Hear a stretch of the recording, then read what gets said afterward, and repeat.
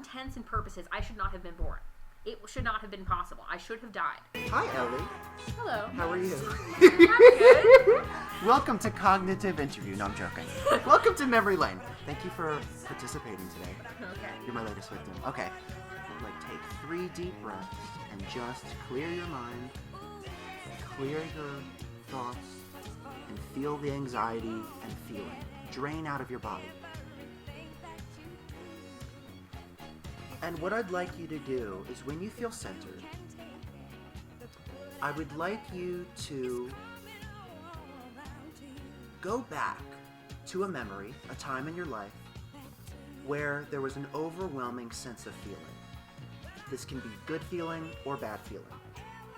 But the memory is so visceral that it takes you back there immediately. You smell what was there, you feel what was there, you hear what was there.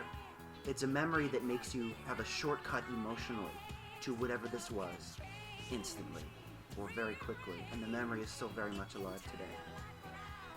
And when you feel like you're back there, explain what the memory is and what you're feeling and seeing and what it is that happened. Okay. I remember my dad. We were in the kitchen and he was really upset and he was drunk. And I remember he was yelling at my mom. Jake, I need to pick another memory. I can't talk about this one where it's going to be recorded. I remember being a kid and it's late and my mom goes outside to see my dad. And I remember her coming back. I remember my Uncle Orlando was with us and some of my cousins. And I remember her telling me I had to go home with them because we needed to take Dad to the hospital. He broke his leg. I was just in the kitchen, I think. I was inside the house. I just remember everything was fine and Mom was like, I have to call an ambulance. You need to stay with your cousins. I just remember very clearly watching the ambulance come by standing up in the back of the truck bed. How old were you? I'm not sure. I think I was like 10 or 11. So did you see your dad when he was being taken away? Yeah. They put him on a stretcher. He couldn't walk. How did that make you feel? I felt kind of like he was an idiot. Why? Because he got really drunk and did something really stupid. It's like I kind of should have expected it, but I just thought he had more common sense than that. The thing he tried to kick was like hanging from the rafters in his shop. It was like you've seen my dad. My dad's like, I don't even know. He's like your height. Mm-hmm. So, like really tall. And this thing was a good 2 feet above his head. Me and my 4 cousins all sat in this van, and the van only had the driver's seat. There were no other seats anywhere else in the van because it was a work van, so we were all sitting on the floor, sliding around while we were driving. So that was kind of fun, even though, I was kind of upset about what happened. Of course I was worried. My dad does all sorts of things that are like really, really stupid when he's drunk. I knew he couldn't walk. And I knew that if he was going to the hospital, it had to have been bad. My dad does not go and do doctors. He has this kind of mentality that if he pretends it isn't happening, it's not happening. He's told me multiple times before, you won't have depression if you believe you don't have depression. Sounds like an extremist version of The Secret. I wouldn't know. Great. Well, I'm sure that served him well throughout the years. I remember I was worried about it. I don't remember much. I remember it was dark, and I was alone. I think they put me in a guest room. And I just kind of sat there and stared up at the ceiling, wondering if they were okay, because I didn't know what was going on, besides the fact Dad hurt himself again, because he was drunk. Yeah, I remember I just kind of sat there. I don't know how late I was up. I know it was probably after midnight. There wasn't a clock, but it was late. I don't remember exactly what he did. I'm not even sure if he had surgery. I just remember that the recovery was bad. Like, really bad. I remember a lot of things about the recovery, but not much about the actual procedure. I know that I at least spent the night. And so, even though it was a bad situation and you were worried, did it kind of feel exciting in that way? Well, the van did, yeah. So if I wanted to get a good vantage point, I also know how to climb up the back of the tailgate. So if I wanted a good vantage point, I'd often get in the truck. It'd make me a lot taller so I could see things. My dad does a lot of things when he's drunk. I mean, it's been pretty bad. I had my best friend when I was a kid, for example, was at my house, and my dad got just angry. I remember he trashed the house, completely trashed the house.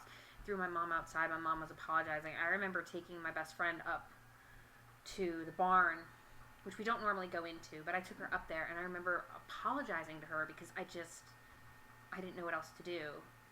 And, you know, I just remember apologizing and her telling me that this wasn't my fault, even though I felt like it was.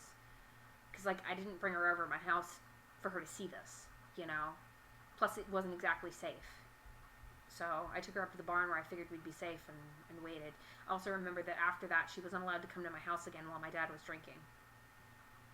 I mean, I felt like it was my fault that I brought her to my house when my dad was drinking and he behaved in such a way. Many times before thought that when he's drank, depending on what was going on, sometimes I thought it's been my fault. I know it's not. It's just... Does your dad have a drinking problem? Yes. As a kid, did you understand this? Well, yeah. I mean, he'd get really angry when he was drunk and irrational and just, like, ridiculous. So, he drank a lot. He drank every day. My dad was, you know, he would drink sometimes, like, an entire weekend. Like, he would come home Friday night and he would drink nonstop. Like, from the time he woke up to the time he went to sleep, all weekend until, like, Sunday. And so when you were a child, why did you think he did this? I don't know. Like, I still don't know why he does it. I mean, as a kid, I just remember it was something that happened. He drank. Like, that's just the way it was. He would get drunk, you know. I mean, he would tell me sometimes, I think I don't remember if this was later or earlier, but I do remember he told me at times that he'd drink because it made things easier to deal with and whatnot, but, I mean... Well, it sounds like incidents like you're describing, it actually made things more hard for him. Well, I mean, you would think that, but I don't know. Like, it didn't make much sense. It seemed to be like he didn't care what he did when he drank, but the way it affected us was, it sucked. It still goes on, so... Why is your dad so angry? Well, that's a good question. Oh God, I don't know. I mean, honestly, sometimes I think he hates himself. And I think that's how he deals with it. Or maybe, I don't know, he claims that it's us. Which is why I guess sometimes I feel like it's my fault. But, like, I know that there's no way that we can be as bad as he seems to think we are. I know that it's somewhat verbal abuse, and I'm aware of it, and I know it's happening, but he just kind of is angry about everything. He's always angry, like literally all the time. He's still always angry. I don't think I ever see him unless he's angry. And then when he's not angry, he just acts like he's totally normal, and then he'll pick a random subject, and he'll either go all racist-y on me. Nothing. He could just, like, nothing could happen, and he could blow up. I could ask him a question, and he'd be mad. So he says that it's you who's making him angry or provokes him? Usually it's more my mother, but yes, it's one of us. It's something I do or something my mom does. I'll ask, for me, a lot of times what it is when it's me, but he'll be like, you talk too much. Why are you talking so much? I know with Mom, it's more, oh God, with Mom, it's everything. He's just always mad at Mom for something. I don't know why. I know a lot of times it's she'll repeat a question, and she does, and it can be annoying, but I don't think it can be that annoying. It's not a reason to start screaming at the top of your lungs. Have you ever asked him, like, point blank, what it is about you and your mom that just makes him so driven to anger? No, I would be kind of afraid to ask him that. What do you think he would say?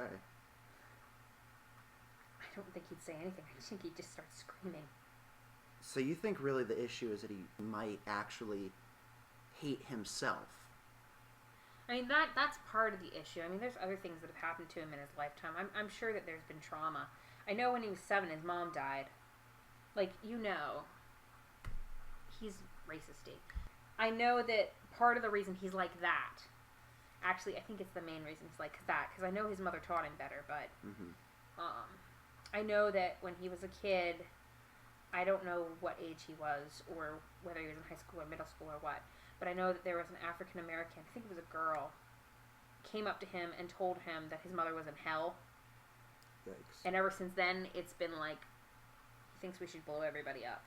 Everybody everywhere. So if he's dealing with these issues of, like, self-loathing, and he hates himself, why does he take it out on you? I don't know. Like, I don't know. See, because I know that some of it has to be us. I mean, he can't just be angry at himself, so he's yelling at us for everything. Mm-hmm. And some of the things he yells about, okay, I can understand it, but I just don't think he shouldn't be that angry all the time. I don't know why. He just yells and yells and yells. It's annoying. So basically, he would probably say that your mom deserves that kind of treatment. I don't think he would say it, but I think he would think it. He yes. thinks it. Yes, I think that basically he thinks like mom is doing these things and that's why he's yelling. But he wouldn't flat out say mom deserves to be yelled at. But he would say that he is yelling because of the way mom is acting, and mom always acts this way, which would just go into more yelling. Mm-hmm. Do you think she deserves it? No. Why? I don't know. I love my mom. My mom is a really good person. Everybody loves my mom. Mm-hmm. So I don't think that she deserves it. I mean, if I could stop him from yelling at her, I would, but I can't. Anytime I say something about it, they both yell at me. Do you think that you deserve it? Well, that really depends. You know, let's just be honest. Because I'm going to be honest. I really hope my mom's not going to listen to this because I'm just going to say it. Are you aware of how... Well, obviously the people listening to this aren't going to know, so I should just say it. My parents, when they had me, my mom got pregnant before they were married. Sometimes I feel like they wouldn't have to deal with the relationship that they're in if I wasn't born. Like, because, okay, I've never been called it, but I know I'm technically what most people call a mistake baby. Mm-hmm. I am the product of my mom's birth control failing. I know this. Mom always calls me the miracle child. My mom isn't capable of having kids. I was the only child she was ever able to have. She will never be able to have any more kids. So the fact that she was even able to have me was like, the doctors were astounded that I came full term. Tumors that grew alongside me when I was in her. I love them both, but seriously, I mean, I feel like they'd just be so much happier if they weren't together. The only reason they got together was because of me. So if I hadn't been around, then yeah. I also feel sometimes like, and I know this is completely irrational, but I sometimes feel like if I'm not around them, they're happier and they don't yell as much. Which doesn't make any sense, because I'm not around to hear the yelling, so how could I know that? But, yeah, I don't know. As for me deserving the yelling, I mean, it really depends on what I'm doing. Like, my dad would yell at me for things, and, like, I don't deserve them. Like, he yelled at me because he thought I hit something with the car, and I didn't. I told him the truth, and he believed I was lying, and he yelled at me. I didn't think I deserved that. That really made me angry, but, like, other things, I suppose. Like, if he asks me to do something and I mess it up, then yeah. I guess I deserved it. Do you think that your dad resents you because you were a child he didn't intend to have? Oh, God. No, I mean, yeah, they didn't intend on having me, but they always acted like it was a really wonderful and awesome thing that I was born because, like, it shouldn't have been possible, but it happened. And so, yeah. I mean, my mom's actually told me before that she feels like her in purpose, and I can't believe she told me this. She told me this, like, 2 weeks ago, 3 weeks ago, something like that. That she felt like her purpose in life was to bring me into the world to do something with my life, which put all sorts of pressure on me. I didn't even know what to say to that. I was like, okay, yep, I'm gonna have to do something great now. Well, I mean, I oftentimes feel pressure. I want to do a career set path. I don't know, like, it's, a lot of people think of it as, like, a really important job. And everybody that knows me is, like, really excited that I'm going to try and do this. And, like, it seems like everyone in our small town is, like,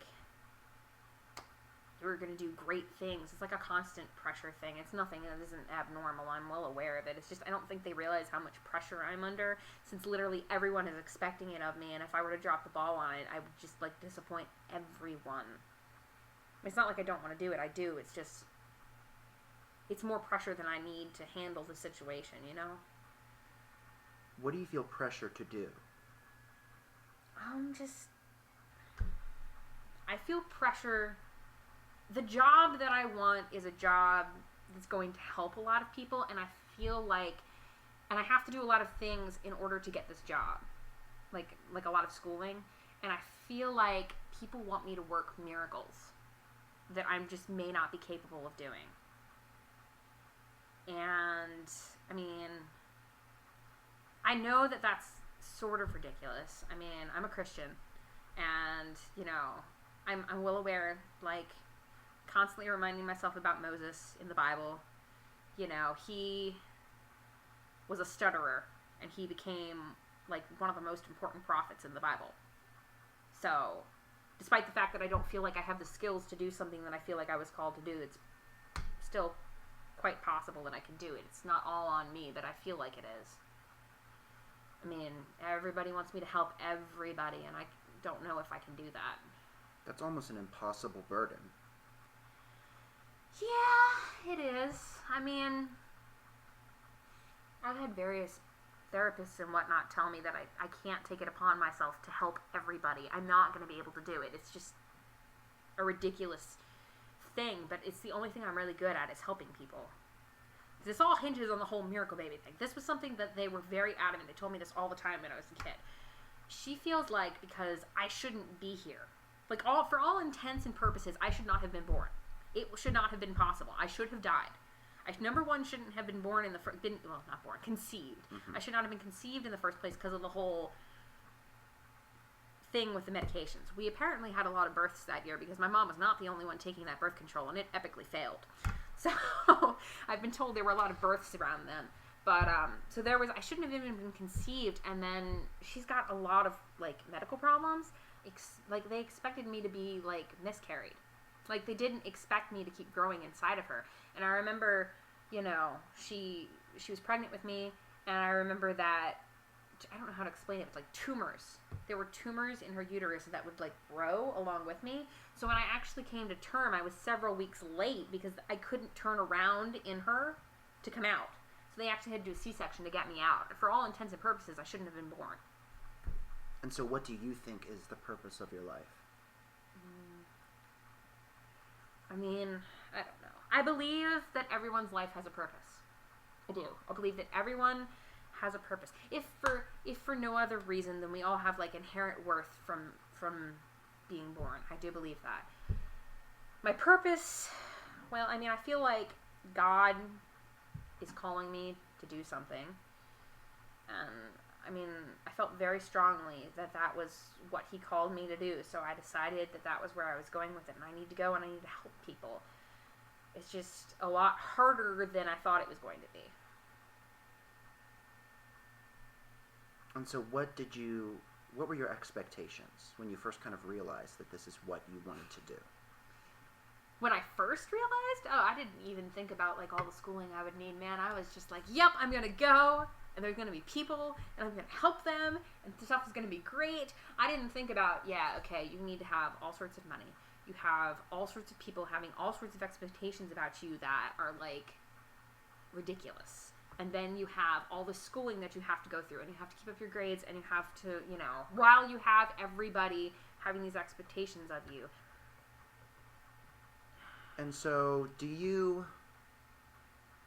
ever think about what your life would be like if everybody didn't hold you up to this standard? Well, the only way that they could not hold me up to the standard is if I set on another career path. And honestly, I don't have any idea what other career path I could have. I wanted to be an astronomer. That's never happening. That involves math. I can't do that. So, if there was by some miracle which I think no matter what I did, there'd be pressure. But, I mean, I feel like if there had been less pressure, then yeah. I feel like, you know, if my parents weren't expecting me to do something absolutely great, and not everybody was worried about it, then yeah. If whatever I was doing, there just wouldn't be someone looking over my shoulder every second of the time that I was doing it, bugging me about how I'm doing and where I'm going and what it is that's going on. And it'd be a lot easier. It'd be a lot less stressful, you know? But that's not going to happen. Why? Well, I mean, even if I hadn't chosen this career path, my dad would still be the same way. Do you ever think about deciding upon another career path? Well, I mean, not really. Like, every single career path that I come up with is based around the same thing. Like, I mean, I've thought about different minors that I could get different jobs with, but they're all basically headed in the same direction, so, you know. And you think that's the only thing you would really find fulfillment from? Yes. I really do. I don't think there was... I mean, you know, there are other things that I could do that I would enjoy, but fulfillment, no. So suppose we zoom 50 years into the future, and you're looking back at your life, and you never reached what it is you think was the purpose of your life, and you never did what people had expected you to. What would that be like? To be honest, I don't know. It's actually something I've thought about before. What the heck am I going to do? I feel like I get disowned. Disowning. I really think my family would disown me. Not my mom, but definitely my dad, maybe my dad's side of the family. I suppose it's mostly my dad thinks that you work to get as much money as possible. I don't want to work to get as much money as possible. I want enough money to live off of. I'm not looking for, as my dad used to joke, a helicopter on a private island. The whole career path to him is kind of ridiculous. I mean, I don't want to say it's ridiculous, but yeah, that's kind of the way that he thinks. Like, he thinks that just the idea of me doing that as a career path, like, it's not something like, you know, becoming a band member or something, but you know how some people want to become a band member and their parents are like, you can't do that. Mm-hmm. That's not a high-paying job. That's kind of what I've got going on with my dad. Do you think he takes your dreams seriously? No. Well, maybe. I don't know. He's terrified that I'm not going to have a fallback plan. That's his main concern, is that I don't have a fallback plan, which isn't entirely true. I mean, the field that I'm going in has all sorts of jobs, all sorts of places. So even if I didn't get the single thing I think I'm headed for, there's tons of other jobs that I could get. Now, he's right. I do need to pick a minor, but I haven't done that. I thought about counseling, but yeah, that would involve all kinds of sociology, psychology stuff, and I'm not the greatest at that. Mm-hmm. Not terrible, but... Do you think that if for whatever reason you failed to accomplish whatever you wanted to do in this field and you couldn't get to what you think is what you're meant to do, and your dad would say, you know, I told you so, do you think that he would derive any sort of sick satisfaction from being right? It would probably be one part satisfaction and then another part anger. Like, I just don't want to let him have that power over me. I feel like he would gain some sort of power from that. Like, I should have listened to him, and I didn't, and I'm an idiot for it, and why would anything that I dream come out of it? That's just kind of like I don't know how much of that is just me, or if that's actually what's going to happen, but I just have this feeling like if I were to let him win in that sense, it's like a lot of the things that I believe wouldn't be true. Like, just like everything that I think is worth something isn't. Judging by kind of what your father says in his standards, one would be led to believe that he has just led an extraordinary life. Do you think that he would be able to live up to his own standards? What my dad does, he's one of the, well, not like an acclaimed person by like standards of, you know, like articles or something. He doesn't have a Wikipedia page. No, he doesn't have a Wikipedia page. But, no, but he is one of the best at what he's done. He's been doing the same job, like not at the same place, but basically the same job since he was 16. He has had the same field of work, and he is like one of the best in them. So having started at 16, does he feel like at this point you're in your 20s. Does he feel like you have already missed the boat in a sense and you should have already found your way? When my dad was 16, he was kicked out of the house living by himself in a tent. So yes, I actually heard him talking. You are going to get a kick out of this one. I was in my room and I heard him talking to my mom, and my mom was trying to defend me, and he was going on and on about how I am not self-reliant. Do you want to know what his standards of self-reliant are? I can't go out in the woods, kill my own food, and make my own fire and eat it. That was his standards of self-reliance. So I'm sitting in my room thinking to myself, well, by my dad's standards of self-reliant, I mean, I suppose I'm not self-reliant, but by his standards of self-reliant, I don't think half of the population that lives near us is self-reliant. More than half. Yeah, because most of us, if you didn't give us a stove and a supermarket, are not getting our food. I mean... Well, it seems like for the postmodern world, for the contemporary era, that standard is a little outdated. Yeah, you would think. So why do you think he has these old-fashioned ideas? I mean, was his family generally old-fashioned? Well, yeah, but I don't think it's more of an old-fashioned thing as much as a plan for the worst-case scenario Like thing. apocalypse. Not apocalypse. I mean, that would be a little overboard. I'm talking more like you lost your house, your car, and everything that we materially kind of believe is important. So you would have to go out and you'd have to be able to take care of yourself just with yourself and nothing else. Yeah, he kind of thinks, at any particular moment, the government might seize our house. Basically, when he was 16, he was homeless. Kind of, yeah. Well, I guess if you count the tent as his home. So do you... No, he was homeless. Let's just say. He actually told me one time, when he was talking about my career choice, he's like, I wouldn't even mind if you wanted to become a hobo. I did that for a while. So he's proud of it? He's not proud of it, but he was just kind of saying it doesn't matter what you are as long as you're happy, which he doesn't think I'm going to. I don't understand that, because why he thinks I wouldn't be happy on my chosen career path is ludicrous. I mean, I wouldn't be going after it so fervently if I didn't think that it was worth it in the end.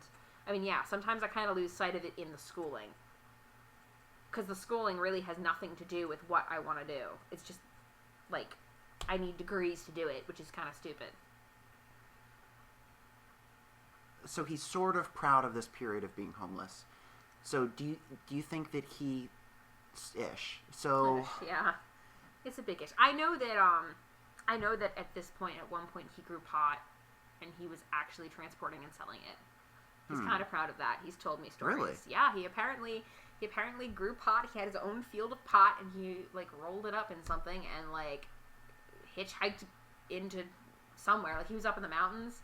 And he hitchhiked, got into a trucker with a trucker, and he went and he sold it. He made money that way. He's kind of proud of that, but So, that's interesting. Mm-hmm. So a lot of people would look at that period of his life and say, well, some people would say that he was doing things that were unethical, and other people would say he was a loser. If I did it, then my dad, I love him to death.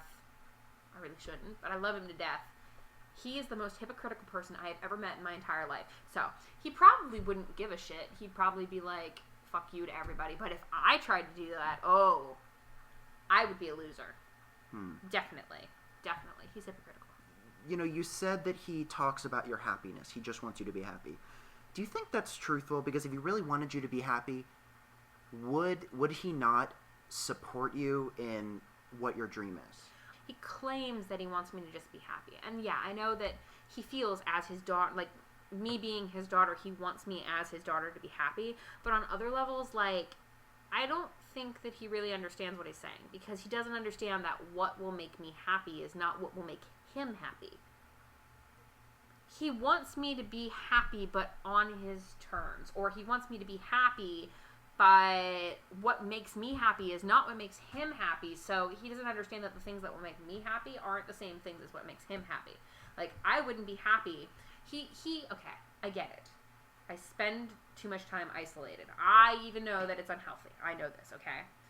I don't drink. I don't like drinking. After seeing what Dad did to Dad, I don't want to do it. It would probably be better if I went out and did things. But the types of things that he thinks that I should do to make myself happy are not going to make me happy. And they're the ways that he's tried to find happiness. Yes. And do you think he's really found happiness through those things? Not so much, I don't think happiness would be the word I would use, no. I think that how do I even say this? He's found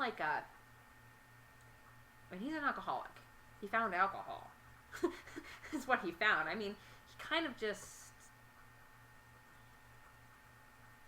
it's like he doesn't have true happiness. What he has is short bursts of pleasure. That's what he has. True happiness is not going to wear off when the buzz wears off. Usually addicts are deeply unhappy people. Mm-hmm. Do you think that... Well, let me ask you, why do you think that he turned to substance abuse? And why do you think he turned to alcohol specifically? Well, okay. My dad was brought up in a family, and you have to understand. It's not wrong, it's true. A certain amount of alcohol is actually healthy for you.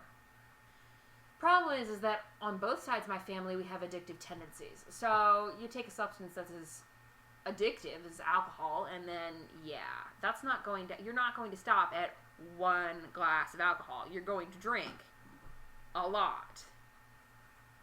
And I really think, I'm sure he started having alcohol at a young age. Plus, of course, you got the whole peer pressure thing. I mean, you can't, I wasn't around back when he was a kid, but you can't honestly tell me that his friends weren't drinking. Or that there weren't people around him drinking, Do you think that it was mostly, the alcoholic tendencies in his genes or the traumas that happened into his life? Do you think one was more predominant than the other? Half and half. Half and half. I mean, to say there was no genetics going on would be ridiculous. It's in our genetics. I've inherited the addictive tendencies. I've done it with soda, French fries, usually innocuous stuff, but I mean, it's enough for me to know that if I ever decide that I actually want to drink on a regular basis, I'm going to have to be extremely careful that I do not become an alcoholic.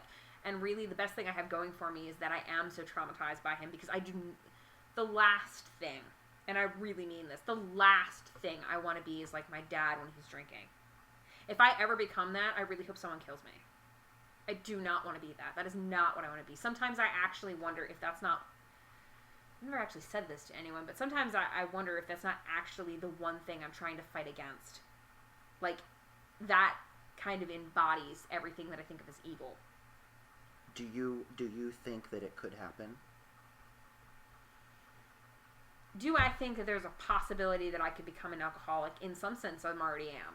Because I know very well that I have the addictive tendencies, and all it would take is for me to get a little addicted and I wouldn't be able to stop. And I know this. But I don't think I would allow it. I mean, I've only had 2 ounces of alcohol in my entire life. And yeah, after having the 2 ounces of alcohol, I'll admit it a little bit. I am sort of curious as to what would happen with other kinds of alcohol. Because now everybody's telling me if I drank the right kind of alcohol, it wouldn't taste as bad as whatever the hell that stuff was. It was like a pink champagne. I mean, honestly, I've just seen what alcohol does to people. Why would I want to turn myself into something that I can't stand? That just doesn't make sense to me. Do you? What do you mean? Do you want to? Want to drink? Mm-hmm.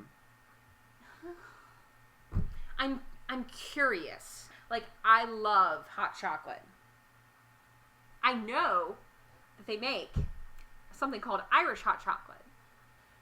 On the other hand... That could be lethal. Yeah, it could be bad. And I have recipes, like, for all sorts of hot drinks, including some alcoholic ones. And that was one of the alcoholic ones. I remember ever since I found it, I was curious. But, yeah. I don't tell anyone that, though, because I've got pressure on all sides to drink. Don't these people pressuring you understand what, like, tragedy alcohol has played in your family? No, because they all drink. They don't understand. No, I don't think they do understand. I mean, the only person I think that understands is my mom, and my mom is so terrified that I'm going to become an alcoholic.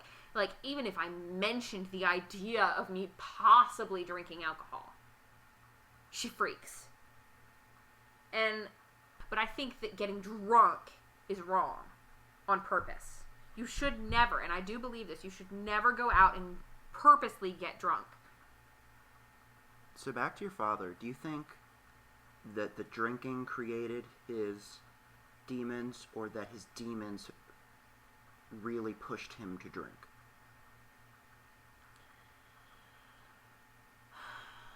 Well, my dad at one point decided to get sober. And I remember him saying that he kind of felt sometimes like his alcoholism was a little demon in the back of his head telling him to drink. I think it's a little of both. Because I believe he probably had demons in the first place, and he probably used alcohol to bring them out. And when there's an addict in a family system, of course, it's not only that person who suffers consequences from the addiction, and you and your mom have suffered terribly, and especially talking about you and your life, you mentioned how you are religious, you're Christian. Do you ever wonder from like a spiritual perspective why you would be put in a position in a life like this with so much suffering?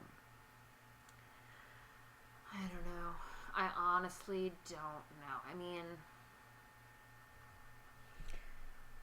I have depression. You know this. I have depression. And I remember when I first found out that I had depression, I remember talking to my pastor, and I was like, why? Why do I have depression? Because I remember I thought a lot of times, why would I have depression, of all things? Like, it just isn't I don't understand why I would have that, why God would let me have that. And I remembered some of the wisest words I ever heard said to me. And he said to me, there is one good thing that comes out of all your suffering, is that you can help other people who are suffering. So, for example, I would have a very good understanding of another family with alcohol. I would have a very good understanding of a family with verbal abuse. I'd have a very good understanding of what it's like to go through depression. And I could use that when I needed to help someone out. I don't try to understand God that well. I believe that there are things that I'm just not going to understand until I die. And do you think that this is one of them? Like, why this was your life? Yeah. I don't think I'm ever going to understand. It would just be mind-blowing to even try to fathom why God decided to put me in a specific family, in a specific house, in a specific city. I know that he has a plan. I know that he did it, at least some of it, if not all of it, for a reason. And trying to dwell on why, I don't think I'm meant to understand that. I think I'm meant to just listen. So you're meant to just kind of accept your fate? He has something that he wants me to do, and it is my job to do it. But rather than spending all of my time trying to figure out why he did it, I should spend more time on what it is that I'm meant to do.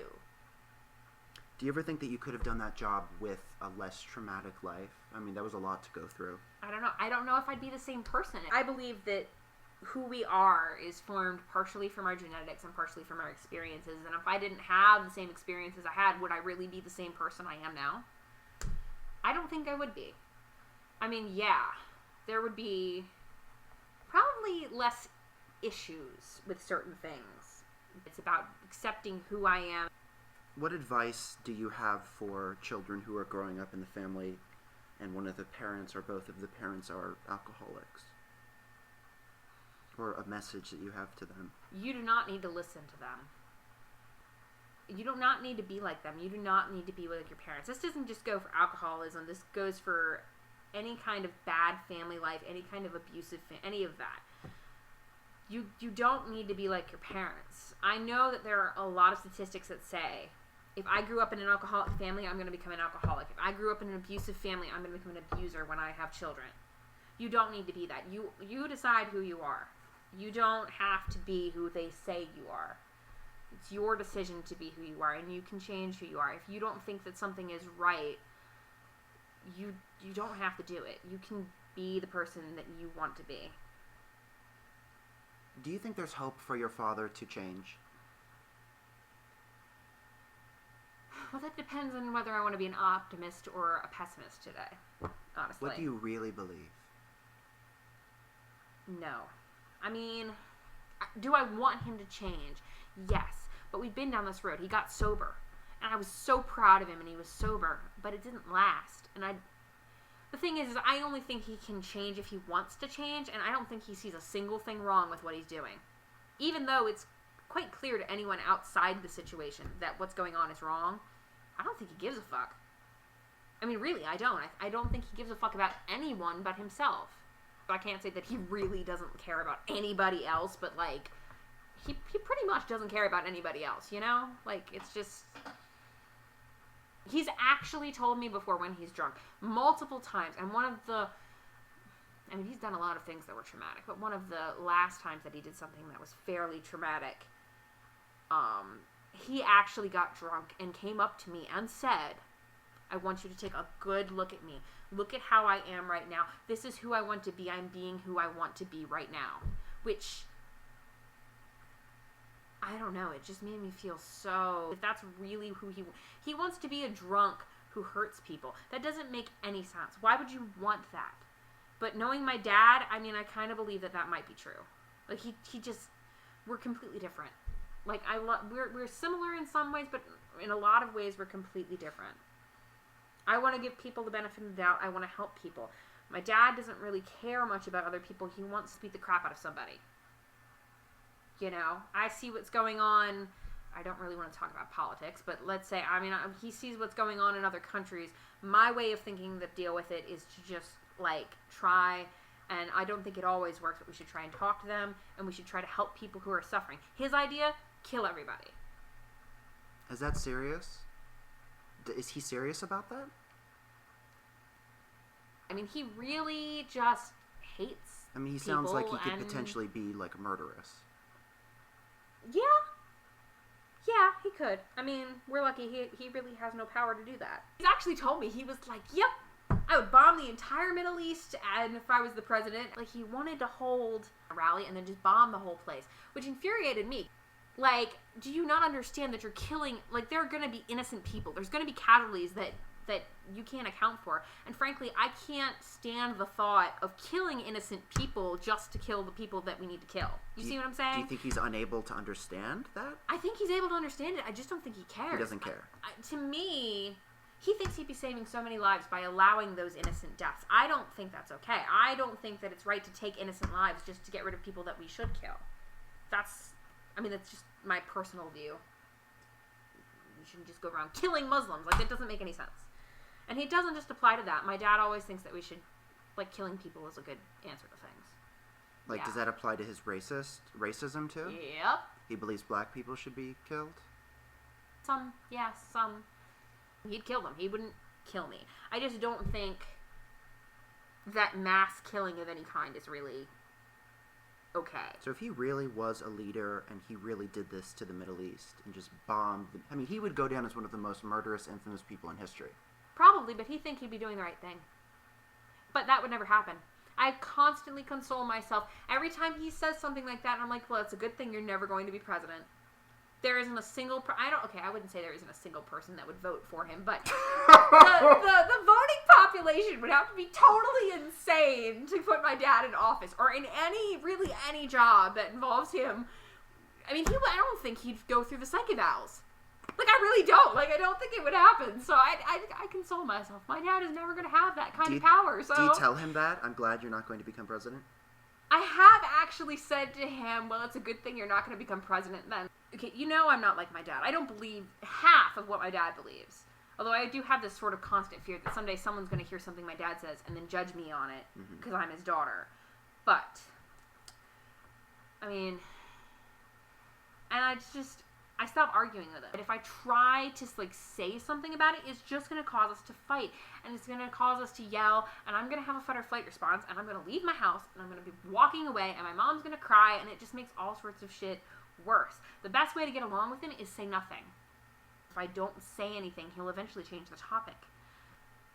Well, Ellie, thank you so much for sharing your story. Yes. Yay. Okay. Yay. Wow, my eyesight is like... We sort of went off track there because at one point when we were at the beginning of that, I felt like I was going to cry. Oh, like, seriously, really? I had tears in my eyes. When we were talking about his anger, like, I really don't understand that, Jake. It doesn't make any sense. He gets angry over everything. I try not to dwell on it. Hence the whole, let's go into fiction. Fiction is a good place. That's why I go into fiction, because then there is no dad. Dad's not there. I don't have to deal with... Other people live in that world. Yes. And they have their own problems. And the kind of fan fiction I like is the ones with happy endings. Thank you so much. Mom's like, oh, you look so beautiful. You have this glow. I see the red around your cheeks. You have this glow. And I'm like, Mom. You just look like, AKA, it's just red. Like, exactly. The raccoon. That's why I call myself the raccoon. Okay. I read that on fanfiction and I'm like, They say that? Anything I heard of this one time, that blood comes out of people's ears. Okay, that's disgusting. I was actually that's a common depiction of fangirls, blood coming out of their noses. Something that came about. It must be a Japanese thing. I don't know. Blood. I don't understand God. it. That actually happened No. because I don't know where that came from. I can tell you it's certain. I've seen a lot of porn. No, that doesn't happen. No. Unless something's really wrong or you've like used cocaine too much. Choose their name. Yeah, basically when this particular chat room, you don't have a subscription, you just get on, you put what you want your screen you put name your to be. nickname, you put your age, you put where you're from. The most normal. That's chivalrous. Like we actually had like an actual conversation before he broached the subject of attempting to May I cybersex you, lady? But I mean, yeah, his name was GGG. I don't know what was up with that, but yeah, he was fairly normal. Does that have some? He was Britain. He was Britain. The guy that wanted to Sexy accent. The guy that wanted to over Skype was from Ireland, which I thought was fairly interesting, but I wasn't. You mean you didn't want to see his gigantic Irish dog? I mean, he wasn't, you know. Did you want to see his 4-leaf clover? I seriously need to start looking for a new job, Jake, because I can't. What do you got there? Sage and citrus? Sage and citrus. Is this popular? Well, No? in a sense it is, and in a sense it isn't. That's a rather opaque non-answer. Some people really like it, but a lot of people don't. Oh, really? And I will explain it to you as a good Yankee Candle Oh, representative. please! Lesson time! This has two. The way that you decide which one you want, besides the whole look, because some people like the way this looks better. Large jar will burn longer. This one is smellier. 2 wicks makes the smell disperse farther. Oh, I had no idea. And that should also burn for 4 hours, and then 4 blow them hours. out. Yes, for the most even burn. Oh, you know a lot. But they always look like they're burning so uncontrollably when it's like 2. No. Who trims candles? Vienna is one of the best names ever. But it's just Vienna sausages that messed it up. Vienna sausage isn't even really food. It's like dog food. I actually had someone ask me Mint as a child, named after the dog. I had that happen. I don't know, because my mom knows everybody. Oh yeah, because when I was in elementary school, they'd be like, "Why are you eating yourself? You shouldn't be." And then there was Dr. Fur. And Dr. Fur! I told him, "You were not calling me Mint." I was like 7. Oh. He insisted upon calling me. That's like when I started spelling my name with a K. My entire family would be like, "What are you now, Jacob?" I'm like, "You effing idiots. You realize that in the English language, except in irregular cases, we pronounce C's the same as K's." And they're like, "No, it's Jacob." And Sarah would do it all the time. I'm like, have you not used K's? Like, what do you do? I don't know how I got on the subject, but I was thinking about like people who don't know how to speak English, like little kids. Like my family. Oh no!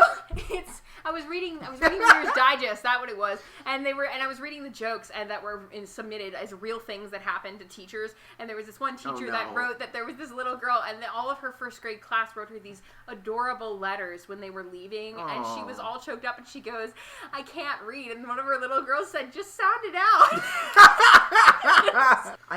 Every time I have it was especially like I think it was last night, I have to like apologize for English being so irrational.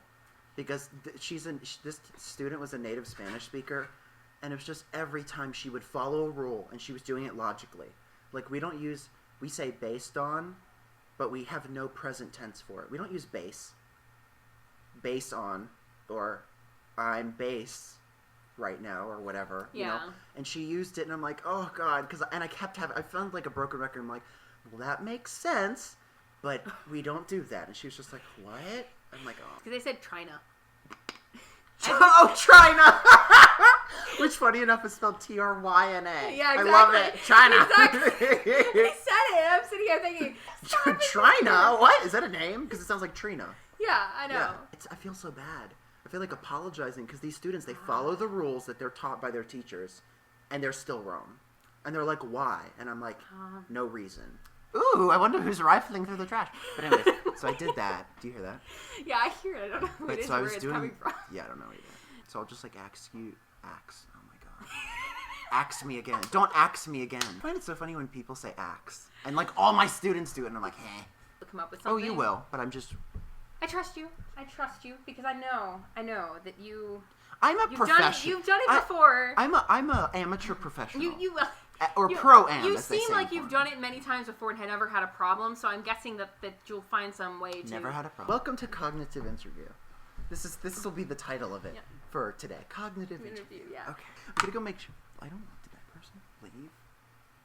What were they even down here for?